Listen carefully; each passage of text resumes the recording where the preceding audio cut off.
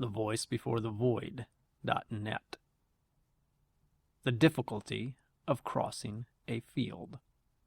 By Ambrose Bierce. Read by The Voice Before the Void. One morning in July 1854, a planter named Williamson, living 6 miles from Selma, Alabama, was sitting with his wife and a child on the veranda of his dwelling. Immediately in front of the house was a lawn, perhaps 50 yards in extent between the house and public road, or, as it was called, the pike. Beyond this road lay a close-cropped pasture of some 10 acres, level and without a tree, rock, or any natural or artificial object on its surface. At the time there was not even a domestic animal in the field. In another field, beyond the pasture, a dozen slaves were at work under an overseer. Throwing away the stump of a cigar, the planter rose, saying, "I forgot to tell Andrew about those horses." Andrew was the overseer. Williamson strolled leisurely down the gravel walk, plucking a flower as he went, passed across the road and into the pasture, pausing a moment as he closed the gate leading into it, to greet a passing neighbor, Armour Wren, who lived on an adjoining plantation. Mr. Wren was in an open carriage with his son James, a lad of 13.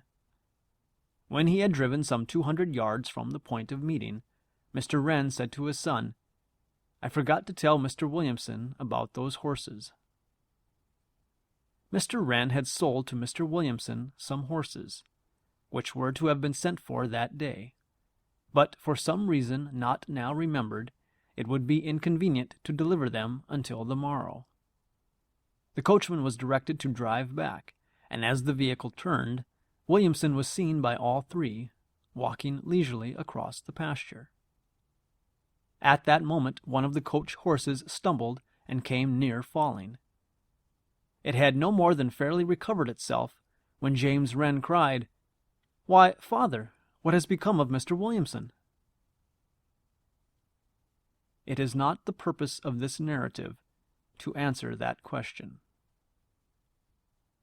Mr. Wren's strange account of the matter, given under oath in the course of legal proceedings relating to the Williamson estate, here follows. My son's exclamation caused me to look toward the spot where I had seen the deceased an instant before, but he was not there, nor was he anywhere visible.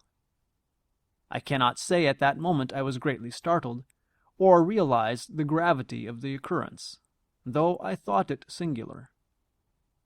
My son, however, was greatly astonished, and kept repeating his question in different forms until we arrived at the gate. My black boy Sam was similarly affected, even in a greater degree, but I reckon more by my son's manner than by anything he had himself observed. This sentence in the testimony was stricken out. As we got out of the carriage at the gate of the field, and while Sam was hanging the team to the fence, Mrs. Williamson, with her child in her arms and followed by several servants, came running down the walk in great excitement, crying, "He is gone! He is gone! Oh, God, what an awful thing!" and many other such exclamations, which I do not distinctly recollect. I got from them the impression that they related to something more than the mere disappearance of her husband, even if that had occurred before her eyes. Her manner was wild, but not more so, I think, than was natural under the circumstances. I have no reason to think she had at that time lost her mind. I have never since seen nor heard of Mr. Williamson. This testimony, as might have been expected, was corroborated in almost every particular by the only other eyewitness, if that is a proper term, the lad James. Mrs. Williamson had lost her reason, and the servants were, of course, not competent to testify. The boy James Wren had declared at first that he saw the disappearance, but there is nothing of this in his testimony given in court. None of the field hands working in the field to which Williamson was going had seen him at all, and the most rigorous search of the entire plantation and adjoining country failed to supply a clue. The most monstrous and grotesque fictions were current in that part of the state for many years, and probably are to this day.